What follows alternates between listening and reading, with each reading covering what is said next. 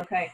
All right. So the next part of what we're going to be talking about is the instructional framework. And so we're going to spend a lot of time today. I say a lot of time, it's really condensed, but we're going to spend a lot of time talking to you and sharing with you about what it means and what is the instructional framework, how do you use how do you use the framework, what do you expect it to do, and the bottom line is really, what what am I teaching?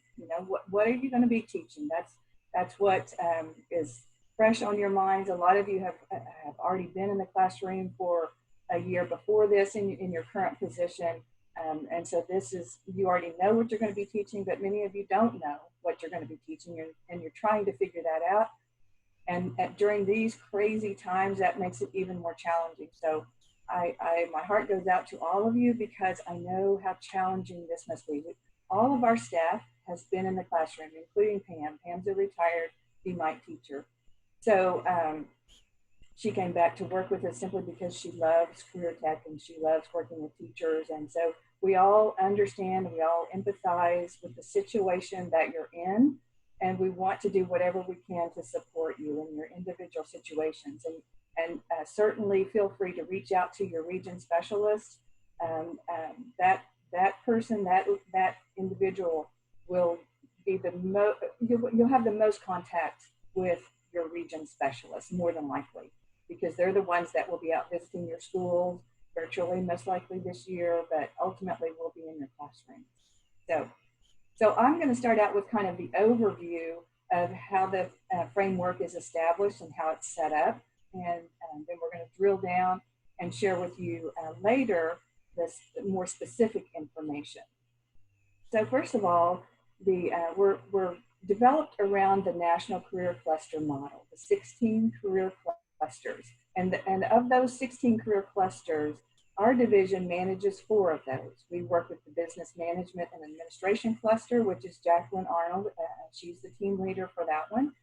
Finance and Marketing, those 2 clusters are going to be Kathy McNabb. And then the Information Technology cluster is going to be Christy Lofton. So while each of us have a specific region in the state that we travel to and that we work specifically with, they also are all responsible for an actual cluster area that they manage, and they are responsible for working with you and with industry to help develop what makes sense for Oklahoma. So, all of these cluster areas are aligned to industry certifications. So I've provided some links in here if you want to go out and do some exploration there, but I'm going to move on and we're going to talk more specifically about why we use career clusters and what are those advantages. So, we are aligned to industry credentials. So those knowledge and skills that you're passing along to your students are aligned with those credentials. It provides a framework for there to be seamless education opportunities for your students so that they don't have to repeat courses and there's some kind of a logical sequence to what they're learning. It makes it easier for transitioning between your middle school and your secondary schools and your technology centers and then on to colleges. And it helps you with career planning, and it helps prepare students for employment or for post-secondary education, but most importantly, for lifelong learning. So, CareerTech is unique in that we are really proud that the things that we offer, the things that we promote, the things that we teach students are relevant. And that's where we can reach students maybe that other areas, academic areas, can't reach, because what we're teaching, you can always make it relevant for your students. So within our instructional framework, you're going to find that we have aligned to specific identifiers, national identifiers for our program areas that have SIP and SOC codes. Those SIP and SOC codes are national codes that you can find. We use ONET online. We use, there's all sorts of things that you can do to look up these specific SIP and SOC codes and find out state and national information. And so we tie to these codes for a lot of different reasons. but we have to provide reports at the national level that are tied to these SIP and SOC codes. So we're going to talk a little bit more about those in just a minute, and I'll show you where they tie in. We're focused on industry certifications, high wage, high demand, high income careers.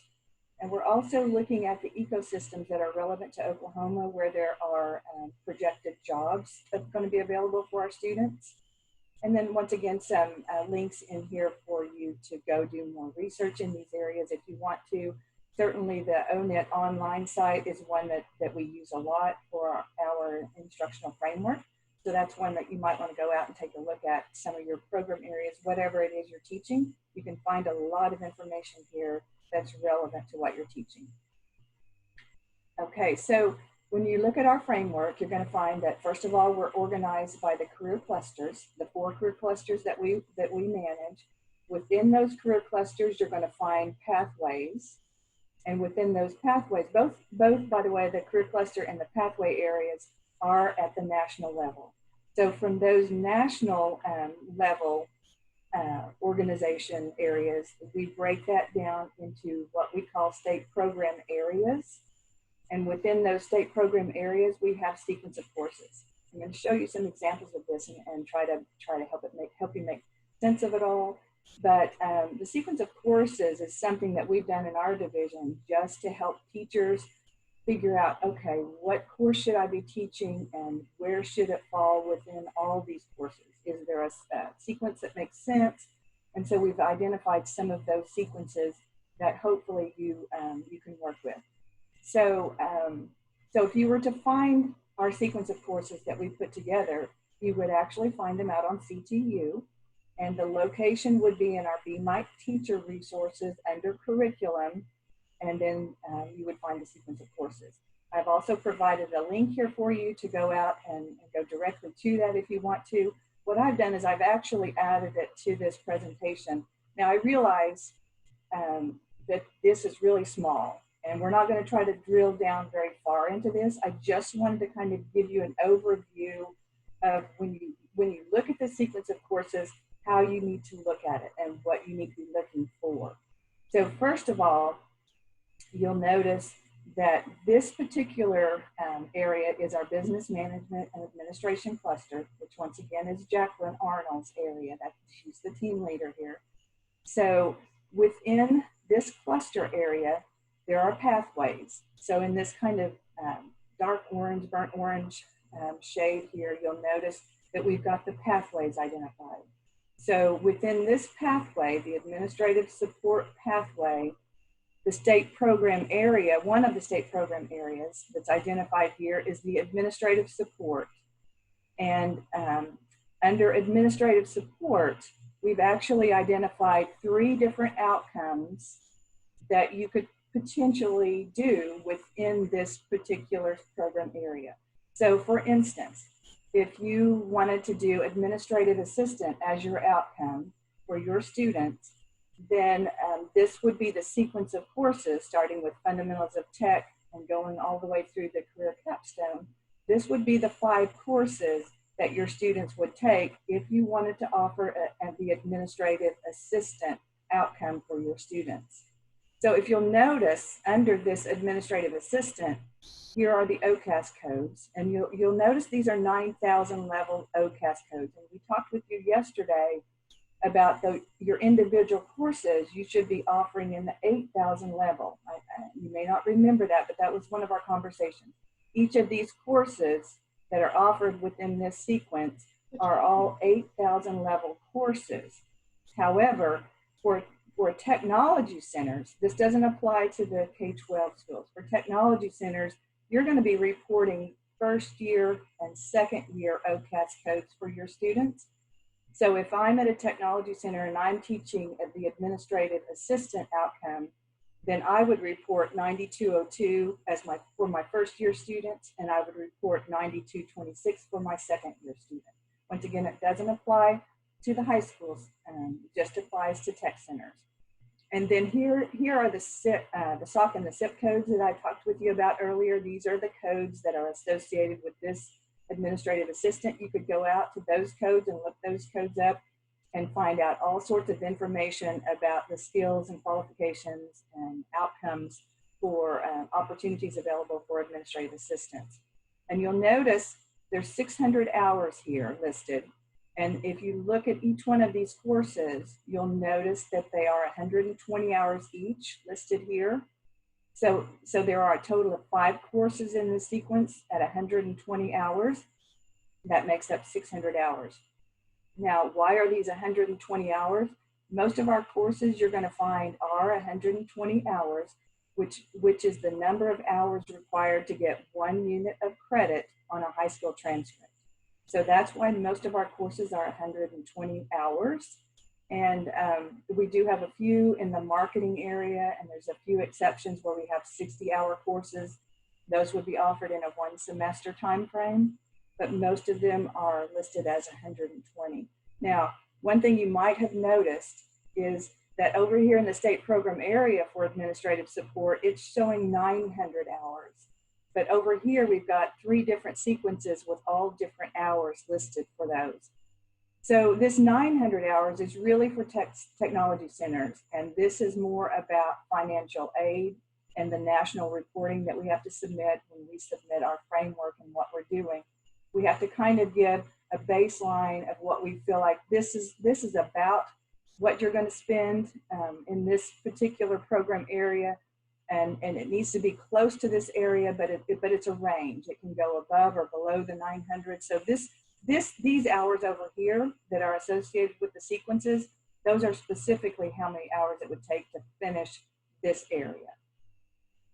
So one of the other things that I would just mention, some of these courses, you know, they are offered for 1 unit of credit, and they're also, some of those are going to be eligible for the computer science credit under the Oklahoma Promise.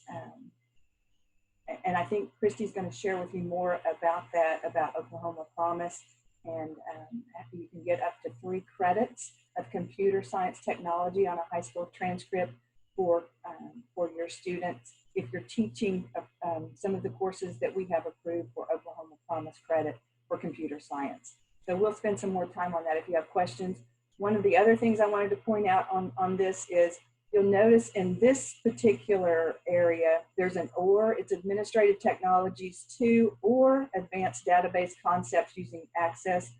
Both of these courses are 120 hours, but there are some instances based on local situations where some of the teachers felt like that the database was more important than the Admin Tech 2 class, this Advanced Database Concepts course. And so, so we put that in there as an or. Either one of those would work for this situation. And there's several. Here's another. Well, that's the same situation there. But there are other courses that have that same option, and so you're welcome to switch those out, whichever makes more sense. And you'll notice over here in this far column, this additional course options. Teachers have indicated that these are courses that they've added to the sequence of courses, or they've substituted out for something else that's in there. So we just wanted to go ahead and capture those courses for you as well, as so that you could think about those if that's something that you wanted to do. But pretty much all of our high schools follow a sequence of courses. The technology centers may make a few changes based on their local situations and their local needs, what their industry and their advisory committees are telling them. So they may need to make some changes to the sequence. But if changes are made to a sequence, that's where you need to make sure that you're having conversations with your sending schools to make sure that those K12 schools understand the alignment may look a little bit different. There just needs to be more conversation if there's changes made. So the beauty of having a sequence of courses is that there's a lot of reasons, but duplication of courses is something that you don't want to have students do. So if I am teaching at a K12 school and I'm offering fundamentals of technology there, if they then go to, say, Tulsa Tech, they shouldn't have to repeat fundamentals of tech when they go to Tulsa Tech. They should be able to see that they've already had it, that it's on their transcript. They shouldn't repeat the same course again. So, it just makes sense for the student, right? They shouldn't have to do the same course twice. So if you'll notice, just moving on, the next state program area under administrative support is the administrative support legal. And there are two options for them. We've got the same list of OCAS, a different list of OCAS codes, but it's the same format. In other words, every one of these are going to have 9,000 level OCAS codes for the tech centers. And then they're going to show SOC and SIP, and they're going to show hours, and then they're going to show that sequence of courses. So we've got several different state program areas listed under the administrative support, with some of them just have one sequence that's been developed for that area. Some of them have multiple. The pathway at the bottom of the page is human resources management, and it just has one state program area and one sequence of courses listed there. Moving on, still within the business management cluster, there are two more pathways, one for general management, one for business information. Within those, once again, there are state program areas identified, and then individual sequences for those areas. Okay, so we're seeing a pattern, right? So that's all of the business management area. The finance cluster is much smaller. There's not as many options within the finance cluster, and this area is managed by Kathy McMahon. You'll notice that we have a pathway for accounting and business finance, banking services, and insurance. And then within those, accounting is the only one that actually has a couple of different options under the state program area for accounting. There are two different sequences that are listed there. Moving on then, the IT cluster is managed by Christy Lofton. And this one gets pretty overwhelming simply because it is such a broad cluster area, and there is so much packed into this. And so it's the longest one, and it has the most options, and it can get a little confusing, but Christy can help you make sense of it. So within this cluster area, the first pathway is networking. And under networking, the first program area is network support, and you'll see there's only one outcome that's listed there. And then cybersecurity has two. Now, those of you that have been with us, and you may have seen a different version of the sequence of courses. We've been working on this all summer to condense this down and make it more manageable and make it not quite so confusing. So we've really cut these down, and this is a work in progress, and this is going to be something we're going to present to the teacher advisory committee later this year, and we're going to ask them for input and feedback. You know, that's one of the things that we talked to you about, that you may want to consider becoming a part of that advisory committee, just so that you're aware and you're a part of those conversations that we're having about our framework. So within the next program area is network systems, and there are several options you'll notice there, but all of these, once again, have that same format, sharing with you the 9,000 level OCAS codes for your first and second year students at the tech centers, and then the SOC and SIP codes and the actual number of hours. And we go on to the next one. The next pathway is information support and services. You'll notice once again there are 3 program areas under this one with some different sequence of courses. And then the web and digital communications, it's really long. So it actually it starts on this page and moves on to the next page, but it is so broad. We're looking at animation in this one. We're looking at audio and video technology. We're looking at digital design and publishing, and game design development. This is kind of a new growing area. This is becoming really popular. A multimedia area, and a web design and development area. So this cluster is really big, and this particular pathway is really big. And the last pathway for the IT cluster area is programming and software development. Again, this is another area that's really starting to grow and develop. And there are some AP opportunities available to you if you want to teach in the AP computer science area, computer programming. Okay, so I did that down and dirty and really fast, but that kind of gives you an overview of what our framework looks like. And then we're going to talk more specifically about those cluster areas. Oh, I forgot marketing, didn't I? Here's the marketing cluster. And the marketing cluster has 3 pathways that we work with. And And again, it's in the same format as the rest of them. We have under marketing management, we have the entrepreneurship and management areas, and then under professional sales, we have another state program area, and then under marketing communications, there's several opportunities there. One of the newest ones that we've been working on is the digital marketing specialist. That's becoming much more popular as well.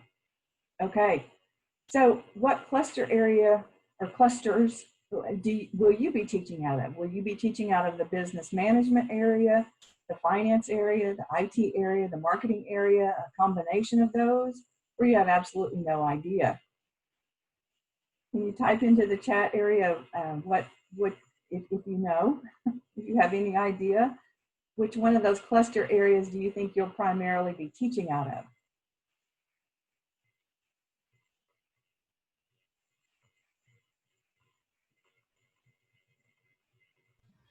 I'm seeing lots of ITs popping up. That makes me happy. Yes, that's good. Okay, well, sometimes, you know, you may not know, in some cases in the K12 schools, you may be teaching in a large school, all you teach may be fundamentals of technology, for example, all day long. And then you've got other teachers that are teaching the next level in those sequence of courses. But you know, when we come to visit you, one of the things we'll have with us is that sequence of courses and help you with alignment ideas. Let's go on. I would show you this video. It's really cute because alignment is all about teamwork. And this one's a fun one if you haven't ever seen it. Certainly, I'll leave that up to you if you want to go out and take a look at that one. It's just a good illustration that you might want to share with your students at some time about the importance of teamwork. But I want to spend a little bit of time on alignment. We've talked around it, we've talked about it a little bit, but the importance of the alignment is the most important in my mind is to eliminate the duplication so that students aren't taking the same class twice. And students will benefit from maximizing their time. It'll strengthen your partnerships, you know, because you're working with your middle schools, you're working with your high schools, and you're working with your tech centers, and then on to your community colleges. So all of that works together. It's actually part of Carl Perkins' requirements, and it's providing post-secondary options such as your technology centers and your community colleges. It's providing your students with the information of how they can move on to the next level if they're interested in what they're doing. So how do you go about doing this? So first of all, you find out what are the state program areas that you're teaching. So in some high schools and some of the K12 schools, we do have a few schools that actually do teach an entire sequence of courses. They have several teachers and they've got a plan in place where a student could actually go through all the courses and complete everything in a sequence, but that's rare. Most of the time what happens is they will start the courses in the high school and they'll finish them at the tech center. And so figuring out what are those sequence of courses, what courses you're teaching, what courses is someone else going to be teaching, are any of them going to be offered for Oklahoma Promise credit? How many credits will they be able to get? And what certification or exam are you going to be getting? So those are all important things when you start your planning. From a technology side, what K12 schools are in your district, finding out what are those K12 schools that feed into your tech center, which ones of those have CareerTech BMITE programs, and what courses are they teaching that might align with what you're teaching, and what other local schools might feed into your program after graduation. So there's other schools that are close to your tech center, but they may not be a part of your district.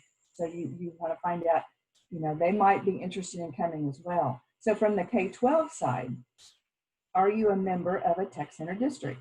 How do you find that information out? I'm going to show with you some a location where you can go find out all of this information to help you with your alignment. I'm looking at the clock and I'm seeing I'm getting short on time on it, so I want to make sure I get out there and show you this. So what tech centers are close by you and what BMITE programs are offered at that tech center? How do you find all this information out? How do your courses fit into their programs? So what I want to do now is take you out to this website. And so I'm going to stop sharing this screen. I'm going to move over to that to that site and show you how you can find out that information. So, let's see.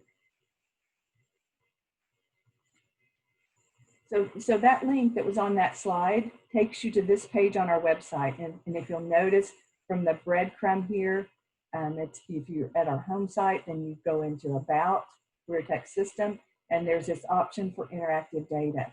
So you can go out and you can find, first of all, we're not going to look at this part, but you can go out and look at an actual Tech Center profile.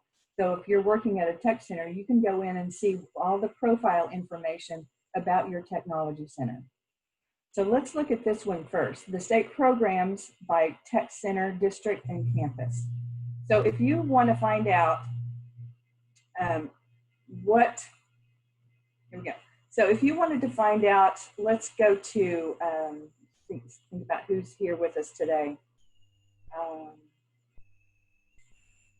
I think we've got Metro Tech maybe is with us today. Let's try that one. So at Metro, pardon? At Metro Tech, they have these different campuses at Metro Tech. So you could click onto any one of those and see what program areas they teach at that one. I know we've got programs at their Spring Lake campus, so I'm going to click on the Spring Lake campus. And that's going to show you, these are the state program areas right now that are being taught at the Spring Lake campus. So that kind of gives you an idea of what's being taught there. Let's go to the CareerTech programs in K12 schools. So you can do the same thing with your high schools. So if I wanted to look up, I know we've got some teachers from Ada that are with us.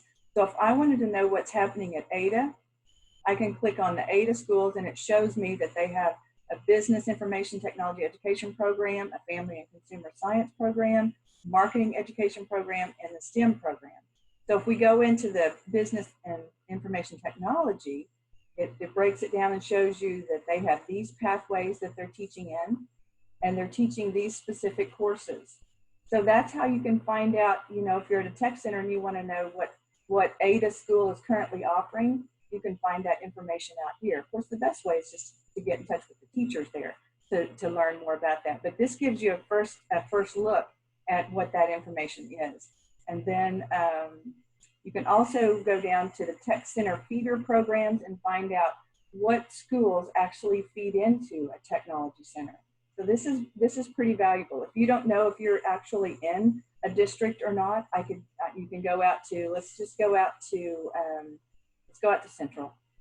This was interesting to me when I was in the classroom because I thought every high school fed into a tech center, and I learned really quickly that that was not the case. That's true. Yeah, good point. So, so Central has these, they have a lot of feeder schools. Some have a few and some don't have very many at all. And so anyway, this is a really good site to spend some time on and learn more about what you're actually teaching. I just want to go back just for a second, if I can, and finish this up. And I think we were, let's go back down here. No, I'm out of time. We really didn't get into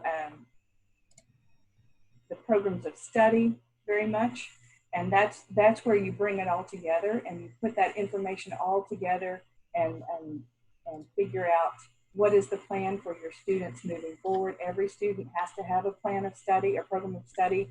It's been legislated now that every student has to have an ICAP, an individual career academic plan.